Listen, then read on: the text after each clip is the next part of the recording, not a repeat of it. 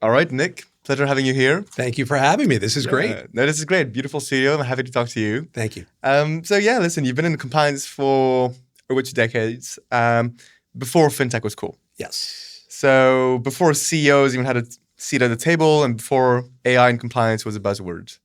You've built programs that regulated broker-dealers and early crypto exchanges, Brex during hypergrowth, and most recently Melio through a multi-billion-dollar acquisition by Xero. Today I want to talk less about checklists and more about judgment, taste, and how those are formed over time. Right. So, listen, you've started compliance early in the 2000s, long before most people even actively chose that path. What originally pulled you into compliance? So I started my career in corporate human resources. Did it for 7 years. I was George Clooney up in the air, firing people at two big corporations that are unnamed on my LinkedIn, and I will leave it as that. Great. But that being said, I went to Kellogg in 2003 as their director of HR. It was a small company that spun off from Spear Leeds Kellogg. So Kirk Kellogg, CEO, hired me to be their head of HR. At the time, my CFO was doing compliance. We had New York Stock Exchange and American Stock Exchange, and he needed help. So he said, hey, HR guy, come on and help me. So I got into it. I helped them with exams. I helped them with various, inquiries. And then I got good at it. It spun into an opportunity working for Kevin Butler, who was the head of our institutional sales, Kellogg Partners. I became their first dedicated CCO in 2005. I got my Series 7, my Series 14, my Series 24, and off I went. So that was how it all began. It's quite unconventional. Usually it's people that were in law or audit, and you're in HR. How do you think that influenced the way you've been doing compliance for the last 20 years? So I'm one of those people that leads with empathy, right? And I'm always trying to look for the good in people. And also there are a lot of similarities in terms of issue management and, performance-based metrics and other things that tie into HR. So for me, I thought it was kind of like a common and a very natural transition. I kind of viewed compliance as what HR was in the early 90s, right? In the early 90s, you had a lot of office managers and admin assistants doing HR, then it became a full-time function. Yeah. I think compliance kind of went the same path. You had CFOs and office managers that were doing it. Yeah. And now it's become its own dedicated function. So a lot of comparisons between the HR path and how it started versus where compliance is now. No, that makes sense. And so as it became an actual function that is, more common in every financial institution today, how do you see the difference between good compliance before and good compliance now? What has changed? So good compliance then was just getting the work done and making sure that you were good until the next audit. Now it is a year-long ongoing process. You have regulators, partners who are constantly evaluating what you're doing, where back in the day, it was just getting ready for those exams. So now it is a full-time function. It's something that everyone's a part of, not just the compliance team. It is something that we have a culture of compliance where I am and where I've been previously. So that being said, it used to be, okay, we just have to get ready for the audits and we're good. And now it's, okay, we actually have a function built out and it's integrated into everything. What does a culture of compliance mean? We work with a lot of financially regulated entities, and oftentimes people see it as, something that's going to drag you and that's going to slow you. How do you see it yourself? And do you see it more as a growth enabler? What does a compliance culture mean? So for me, it's having people understand why you're there, what it is you're doing. And I think, taking a page of an old manager, Frederick Reynolds, who was my boss at Brex. Now he's at FIS, now he's at Marqeta, sorry. Frederick always said, explain the why, right? Explain what it is you're doing, how compliance fits in, and explain it in terms that are simple to people, right? And if you can explain the why and have everyone outside of compliance understand what it is you're doing, and if they buy into it, which they should, because they want to do the right thing, right? Then, you get your salespeople, your product teams, your engineering teams, all across the board, getting an understanding of why you're there, how you're there to help enable the business, and that you always want to be in a state where whatever it is you're doing, you have checked all the boxes and made sure you're doing things the right way. So for me, culture is having it embedded, but also having people understand in the simplest terms what it is you're trying to do. So what is compliance in the simplest terms? In the simplest terms, it's, again, You want to adhere to the, applicable rules and regulations, but also doing the right thing, right? And a lot of times it's easy to say, okay, well, we'll just check the box and, so on and so forth. But you want people to be mindful and thoughtful about how they build in, different processes and policies and procedures and whatnot. And you want to give people flexibility to grow. One of the things that I talk about with my team is you want to build things that get from A to B and that are not too, stringent. Yeah. So I always say, don't build the Rolls Royce when the Hyundai will get you there, right? And what that means in so many words, Alex, is that you want people to make sure that you have the controls in place, but at the same time, you have flexibility so that business grows and business changes. You're not ripping it out and starting it over again. You can widen the bands. You can, figure out the different metrics that go into it without having to do wholesale changes. That makes sense. And I feel like there's, to some extent, one of the similarities maybe between compliance and HR is that, well, sometimes when you're doing HR, you're handling humans and you don't have perfect data from them, but you still have to make a decision. And it's a little bit the same with compliance. The decisions rarely come with perfect data. Right. So how do you learn to trust your judgment, especially when the stakes were real and visible? Well, it's funny you say perfect data because everything that we've been doing now and in my previous role is heavy metrics, right? Yeah. Because think about it. You can't ask for different, programs, software, so on and so forth to help build your compliance program without some sort of data behind the why, right? So for example, if I say, hey, I'm building a transaction monitoring system and we need this software. Well, why do you need this software? Okay, well, here are our payment types and here are the types of customers that we have and so on and so forth. I need data to back that up to say, okay, this is why we need this type of software. And this is why, it needs to look for these types of payments. And these are the bands that we need to set. Everything we do is metric driven now. And from a regulatory perspective, this is, an expectation going forward. So for us, everything that we do, in terms of hiring people, building processes, bringing in external vendors is all metric driven because this is where we are now. And look, we have the data to do it. It's just bringing it together and making it make sense and then making sure that the data is valid so that it justifies and, it validates what you do. 100%. So it seems you're often a company's first compliance trailblazer. I really like that question, by the way. I like that. Yeah, good. Absolutely. So you were the first dedicated CCO at DealerWeb. Spent nearly a decade building out its regulatory program. Then you jumped to create a compliance framework from scratch at the crypto exchange LGO. Now Melio has brought you on as their first permanent. Second. I was second. So there was a CCO before me. This is what my comms person said. Like, you were the second. I said, that's fair. Fine. Okay. Second Chief Compliance Officer. What draws you to these ground zero compliance challenges? For me, it's an opportunity to build something from the ground up, right? And really explaining, again, the why, right? Why you need a strong compliance program and why I can be the person to help build it for you. And also building it in a way that provides the business flexibility.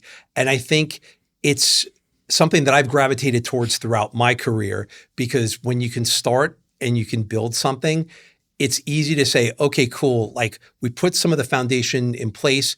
Can we build off that, or do we need to rip it out and now put something bigger in place? I think when you go into an existing structure, especially if someone who's been there for a long time, they may have put in systems or processes or policies or whatever that can be hard to take apart because they're very rigid. And especially if they've signed long-term contracts with vendors that simply cannot, scale with you, that presents its own challenges. I tend to take a very flexible approach when it comes to building my compliance program with my vendors. I signed short-term contracts. I know it's easy to sign a 5-6 year contract from a monetary perspective, but if your business hyper grows in 2 years and then you're stuck and they can't do what they need to do for you, you are screwed. So for me, coming in ground up, hiring the people that you need to hire, having metrics base and, validate everything that you're doing.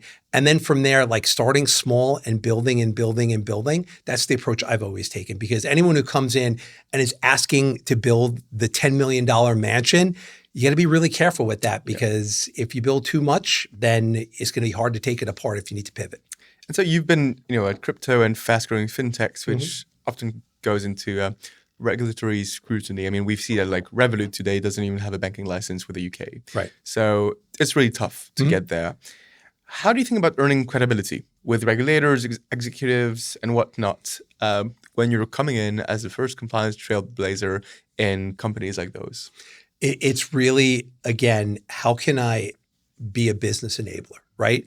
Instead of saying, I want to build the perfect compliance program and I want to do this and I want to do that, how can I build a compliance program that is satisfactory to my regulators, but gives my business the ability to do what they're doing without spending all this time on compliance, right? And I think it's a very delicate balance, Alex, that you go through over the course of your career, right? What are the things we need? How do we get them in place? Where can we start? And then from there, how can we build off that? But again, giving our business flexibility to do what it is they need to do, to be innovative, to be creative, and at the same time, establishing and maintaining relationships with our regulators and our partners, because that's important too, in saying we comply with all of the rules and regs that we need to comply to. Here are, some examples of our policies. Here are our processes. And it's a constant back and forth in terms of like, okay, we started here. The regulator comes back and says, okay, we need you to do a little bit more here. You explain it to the business. They understand. And it's a constant communication of where I am communicating regulatory and partner expectations with our business people and making sure that there's harmony between everybody. But you've always gone into fast-growing businesses. Right. How does your role change when a company moves from building fast to being audited and examined? Well, it's interesting, right? So we just went through our first state exam at Melio, right? And I thought the results were very positive. But there's a lot, just like in any company that I've been in, right? You have to get people on board with what it means to be regulated. And regulators have a job to do. They are looking at your processes. They're looking at your data. They're looking at everything that these people have built. And what I've always told my partners is take pride in what you do. You do good work. Let me help you explain what this means to the regulator, right? Because you are a great engineer. You're a great product person. You're a great operations person. It's my job to help explain your good work to the regulator and make sure that they believe that it is, on par with their expectations. So that's my job, is to, help the people who do the great work shine, and then have the regulators understand that this is what we do, and this is why we believe it is in compliance with your rules and regs. And so far, I think the balance has been good. And for me, I'm there to hold the hands of people, because I never send a person in cold that doesn't understand, and I never would, because it's my job to be there to support them. Cool. So, as I said, you've led compliance in broker-dealers, crypto, fintechs, payments. What's fundamentally different about compliance in fintech versus legacy finance? There's a lot of gray, right? So in the broker-dealer world, RIA, the rules are very black and white. You know what you can do and you know what you can't do, right? But in the fintech world, you're innovative. You're trying to do things differently. Instead of the traditional straight line of A to B, it's going to look like a squiggly or zigzag. And you have to help explain to the regulators what it is you're doing, why it still meets their rules, and at the same time, how you're trying to shape innovation within the industry. And I think that's a very delicate balance, right? Having to talk to a regulator about what they're used to seeing and saying, we do it differently, but we still comply. There's a lot of conversations. There's a lot of questions. There's a lot of, okay, we can get comfortable with this, but it's a very long and slow process. Yeah, 100%. And there's something you said once that I thought was very interesting. You said you've spoken about the death of corporate loyalty. Ah. Yes. Okay, I'm going to clarify this, but go ahead. Right. You said loyalty used to earn you a pension, but now it earns you a pink slip. So I think that's a striking perspective. Was there a personal turning point in your career that taught you this the hard way? Like perhaps after spending so long at one firm. So how did you realize that, loyalty is equal to liability? It's a great question. And let me give the context behind why I said that. I was on a podcast with my friend Maureen Clough, who It Gets Late Early.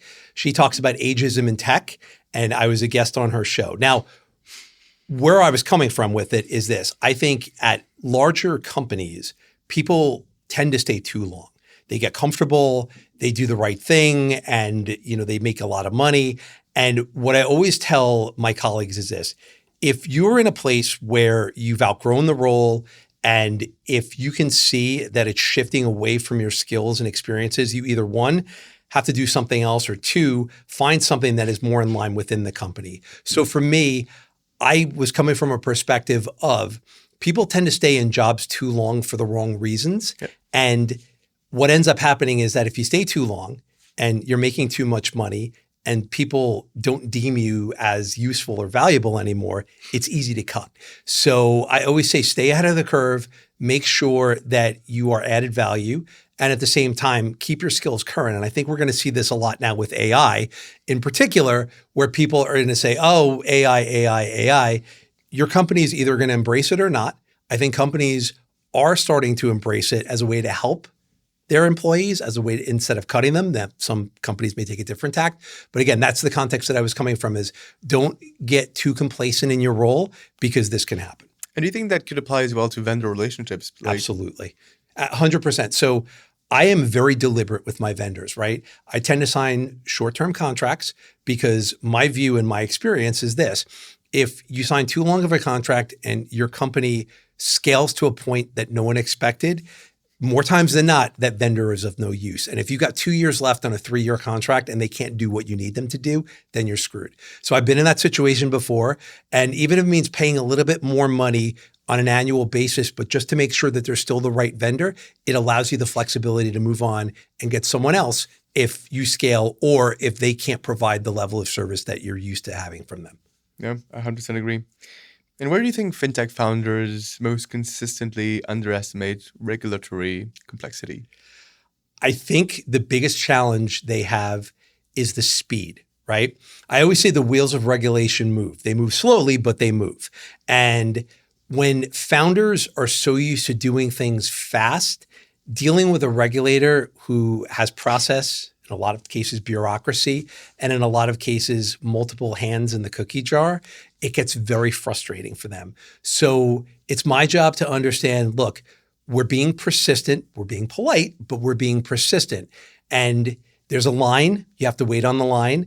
You can ask and you can make a case to, get expedited, but you're waiting with everybody else. So a lot of the state regulators now, or in fact, all state regulators, are not just dealing with traditional money transmission, they're dealing with crypto as well. So more companies, more people, more time to wait.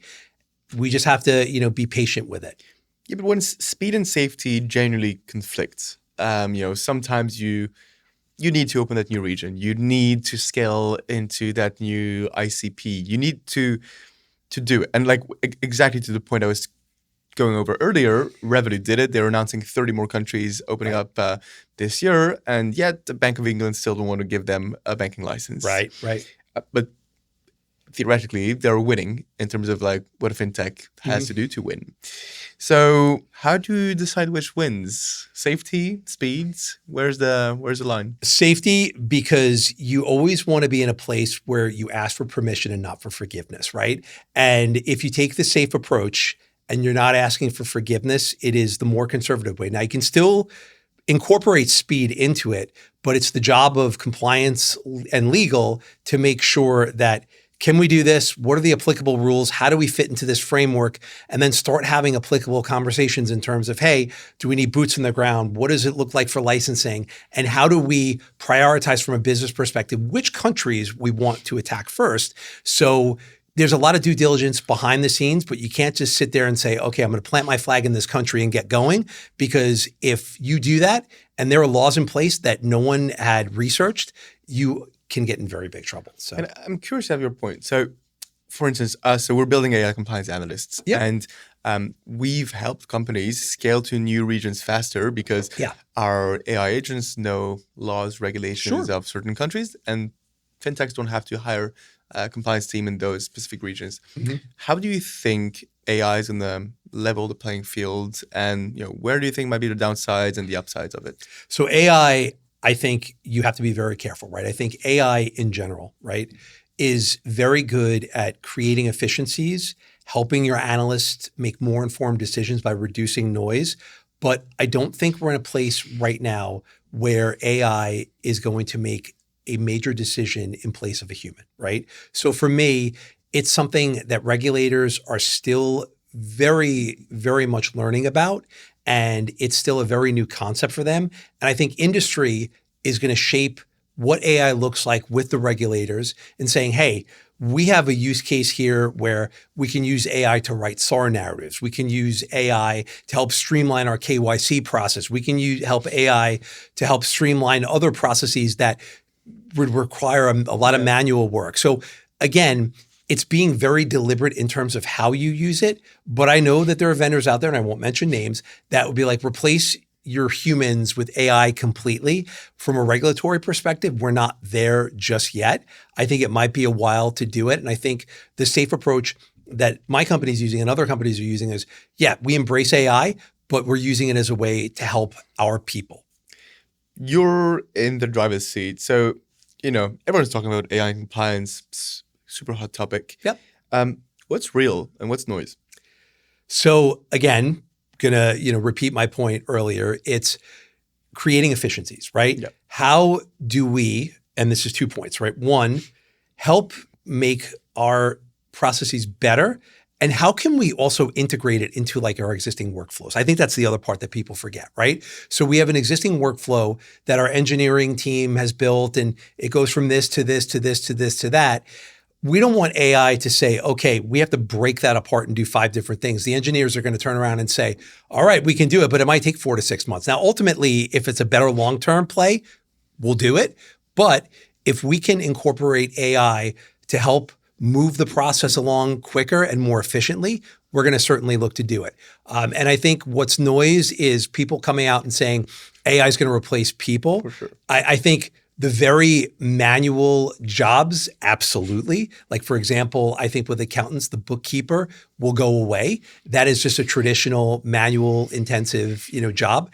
But I think accountants will leverage AI to help make their jobs more efficient because they'll be able to streamline accounts payable, accounts receivable, so on and so forth, all through technology. Yeah, no, I agree. For us, a decision we've made early on is we're a tech company, and we've incorporated internal compliance team from day one, right?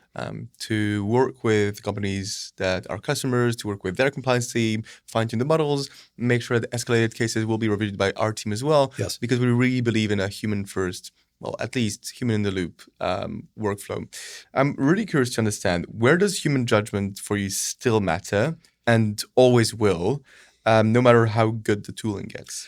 So decisioning on onboarding customers, decisioning on blocking or allowing payments, major decisions in terms of allowing someone on your platform versus not.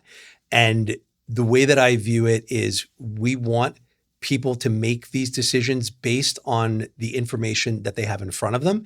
And what AI is going to do is reduce a lot of the noise that traditionally they would spend 2-3 hours researching, a high risk client. Now they get it in 5 minutes. And what AI should be doing is, instead of them spending all this time doing the research, that has been reduced to minimal, and they can make decisions on 20 times the amount of high-risk cases and determine, okay, we're either going to onboard them or not. And if we onboard them or not, here's the rationale behind it. But really, people have been spending too much time gathering information and not making decisions, and AI is going to change that. I agree. But how do there's always a question about liability. Right. Like AI comes in, whether or not they make decisions, let's say that something was wrong, human uses it to make the decision, who's liable? And that's a big question. So how would you say compliance leaders should think about deploying AI responsibly without, over-promising to regulators, Yes, without being unsafe, without being, this issue of liability and risk? What is your thoughts on that? good governance, right? So you want to document exactly what you're deploying AI to do, what its intended purpose is, your QA process, how often you're revisiting whether or not the control works, and that's part through the QA. And really, you want to have a documented A to Z, where instead of just deploying it into the process or into the work stream, it is well thought out ahead of time. You have different leaders within the organization, whether it's product, engineering, risk, so on and so forth, all sign off on it and then say, okay, here is the intended effect. Here is the effectiveness in terms of percentage rate.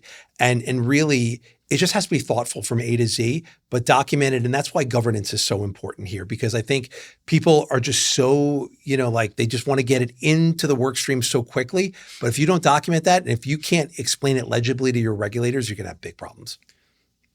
And I agree. But so how do you help teams get to the yes safely instead of defaulting to the no? I think maybe fintech's less so, but the old, very regulated banks, etc. Sure. Will be scared of AI, will default to the no, and will maybe fall behind. How do you safely get to the yes? So for me, the path always starts with yes, right? If it's not illegal or unethical, we are going to look to do it. And I think what ends up happening, Alex, is there will be a lot of back and forth in terms of, okay, I know you want to do this, but regulation says this. Can we potentially move this in and pull this out? And they're like, well, that's not really what we wanted to do, but okay. And I think what ends up happening is you get in a lot of creative conversations with your product and engineering teams and come up with a solution that they're giving a little, you're giving a little. Yeah. And I think the key, and this is something I always tell compliance leaders, is there's measured risk, right? There's never a riskless solution that is out there. You always want to take measured risk, but it has to be well thought out and it has to be explainable to your regulators and partners. And I think that has worked for me throughout my career. And I always want to take measured risk when it helps to coming in and enabling my business, because if I don't, then I'm not doing my job. Cool. No, love it. So your LinkedIn headline describes you as bringing compliance with a personality. So you've kept a relatively low public profile for someone in such high profile roles. Yep. You're not on the conference stage every month or flooding LinkedIn with posts like me. Mm-hmm. Some might say you lead more quietly behind the scenes. Yeah. Is that intentional? Yes. So I have never been one to look for opportunities to do panels and speaking and so on and so forth. Most of it has been people reaching out to me, companies, colleagues, so on and so forth.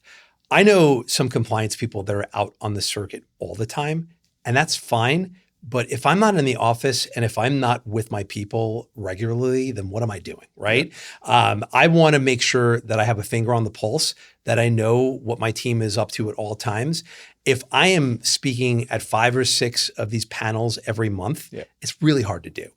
So for me, I also go through a process just like I have at every company where you have to get it pre-approved, just like here, and making sure that they understand the agenda and what it is we want to talk about. But again, I'm very intentional about how I spend my time, and my time is best served if I'm spending most of it, devoted to my company. And if I'm constantly looking for opportunities to speak, then I don't think I am doing my job for my company. So what does compliance with a personality mean? How do you let your personality shine through in your leadership style? When people think compliance, they usually think dry, they think stale, boring. Right. And look, I know a lot of lawyers, and look, my wife's a lawyer and she's great. Perfect. Yeah, exactly. Don't strike that, honey.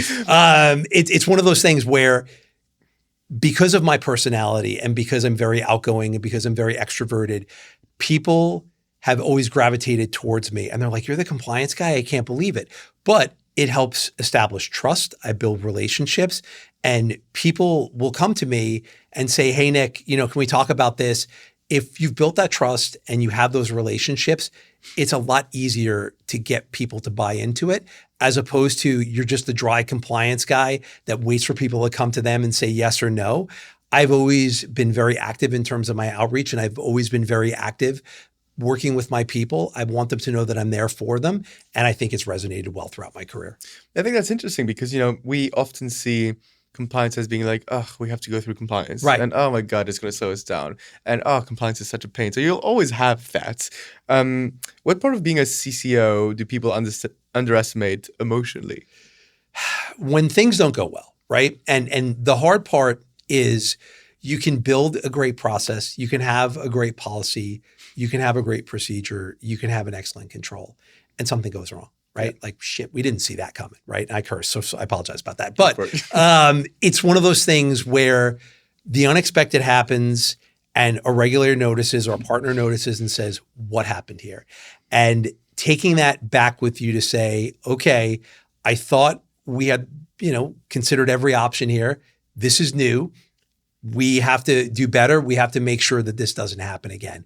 And it's that knowing, and one of the things about compliance, and I talk about this all the time, it's one of the few roles as the CCO where your performance is judged externally, right?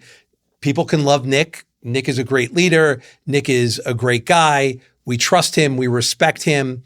But if you get creamed on a regulatory exam, then you can throw all that out the window, because that's part of my job. My job is to protect the company, make sure that we're doing things the right way. And if the regulators come in and crush us, then I'm not doing my job.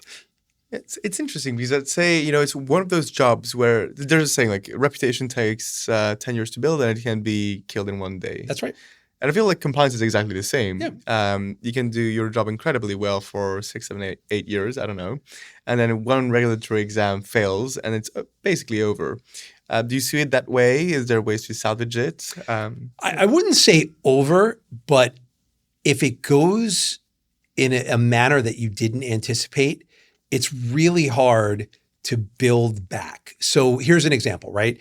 If examiner comes in and they have significant findings like you're not doing this and you're not doing this and you're not doing that, as opposed to like you could be doing this better, and it becomes we're going to refer this to enforcement, we're going to fine you. Those are the things that keep compliance officers up at night, right? It is okay, like I can live with doing better, but if they're saying our controls failed, then that becomes a major, major problem. Then leadership starts to question what you're doing and why are you even here, and so on and so forth. Not to say that this has happened to me, but at the same time, this is what is driving the fear in compliance officers, is if these things go really, really bad and you get to a point where like there's monetary fines and enforcement actions, that is what keeps people up at night.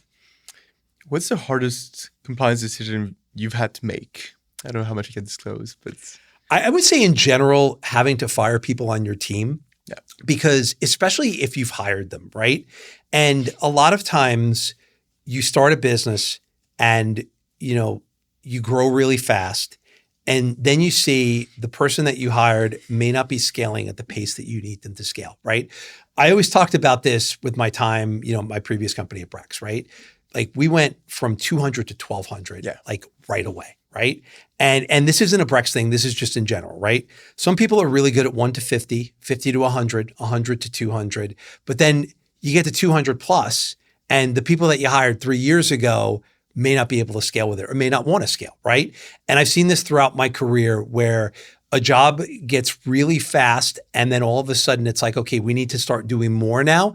And it's like, well, I only did these 4 things at my last job, and this is what you hired me to do. Yeah. Well, now I need you to do 12 things. And because of it, like you can try and grow and build your team, but in compliance, right, you can't go and ask for triple your headcount in 6 months. It's not going to work. Yeah. So you have to get inventive. You have to get creative. And sometimes the people that you've hired who can't scale with you, it becomes a challenge. And if you have to move on from them, then so be it. How's your risk tolerance change as you've gotten more senior? I think I've taken more risk for sure. No question about it, right? Because I understand the regulatory framework. I have relationships with enough regulators where I know what we can do and what we can't do. And then I can work with them on those gray area and explain why I believe it fits the framework. But I'm always business enabling. Like I want our business to grow and I want our business to succeed. I never want to be the person that puts my hand out and say, no, we can't do that, right? I don't operate that way. And I always want to find the path to yes. Lovely. How do you decompress from spending your career thinking about things going wrong? I love it. I am an avid CrossFitter and hot yoga. So I do CrossFit 3 days a week. I just turned 52 on Saturday. So I lift heavy weights. That's my thing. I also like doing hot yoga and being in a 98-degree studio with 30 other people sweating. So for me, decompression is through exercise, spending time with my family. I have 2 teenagers at home, one who is going to college next year. So I have limited time with her before she goes off. And obviously with my wife, spending as as much time as I can with her. So for me, it's being with my family, exercising. And I think the exercise is so important because it's something that every time I exercise, like I did this morning, I hit a class and I got on the train and boom, here I am. But I'm always in a better mental frame when I've exercised. Love it. We're going to end this on a quick rapid fire. Let's hear it. Yeah, let's 10 do it. questions quickly, and then Okay. we'll be done. One word that defines great compliance leadership. Flexibility. What's the most overrated compliance trend right now? Oh boy. God, overrated. Going all in on AI. Most underrated control that actually works. Ooh, underrated control. Good question. I think transaction monitoring. What's the biggest mistake fintech founders make with regulators? Being impatient. The hardest thing to explain to a non-compliance exec. Oh God. Why you're there. Love it. One compliance task you'd automate tomorrow. One compliance task. You'd automate tomorrow. Oh boy. Fully. I think writing narratives, because I've learned that people, when it comes to writing in general, aren't that good. Yeah. If AI can write narratives and then we can refine them, I would do it. We'll chat after this. Yeah, absolutely. Yeah, totally. A red flag you spot instantly in young fintechs. Ooh. Asking why they need compliance. Yeah, that's for sure. Yep. What's a skill future CCOs must develop? I think, again, I keep saying this, flexibility. You need to be flexible. You can't continue to be in a rigid mindset because you'll never grow and you'll never get those opportunities. What's one hill you'll always die on in compliance? Defending my people. If they do the right thing and it's been well thought out, if it doesn't work out, I'll always say they, thought about it. We talked through the process and it didn't work, but it was the right decision. Last one. If you weren't in compliance, what would you be doing? Oh my God, I'd be in sales. Absolutely. I would be in sales. I can see that. I would absolutely be in sales. No question. You crush it. Yeah. I think I would. Yeah. You would, 100%. Yeah. Listen, Nick, it was a pleasure having you on the podcast Thank today. you so much. Really enjoyed that. And we'll catch up soon. We need a part 2. 100%. Cool. Thank you. Thank you.